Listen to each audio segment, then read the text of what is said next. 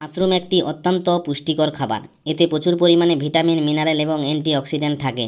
Mushroom খেলে আমাদের শরীরে অনেক উপকার হয়, যেমন রোগ প্রতিরোধ ক্ষমতা বাড়ায়। মাশরুমে উপস্থিত অ্যান্টিঅক্সিডেন্ট আমাদের শরীরের রোগ প্রতিরোধ ক্ষমতা বাড়াতে সাহায্য করে। এটি আমাদের শরীরকে বিভিন্ন রোগ যেমন ক্যান্সার, হৃদরোগ এবং ডায়াবেটিস থেকে রক্ষা করতে পারে। কোলেস্টেরল কমায়। মাশরুমে বিটা গ্লুকান নামক এক প্রকার ফাইবার থাকে, যা আমাদের শরীরের কোলেস্টেরল মাত্রা কমাতে সাহায্য করে। এর ফলে হৃদরোগের ঝুঁকিও কমে। ওজন কমাতে সাহায্য করে। মাশরুমে খুব কম ক্যালোরি থাকে এবং ফাইবারের পরিমাণ খুব বেশি থাকে, যার কারণে এটি ওজন কমাতে সাহায্য করে। হজম ক্ষমতা বাড়ায়। মাশরুমে প্রচুর পরিমাণে ফাইবার থাকে, যা আমাদের হজম ক্ষমতাকে সঠিক রাখতে সাহায্য করে। এটি কোষ্ঠকাঠিন্যের সমস্যাও দূর করতে পারে।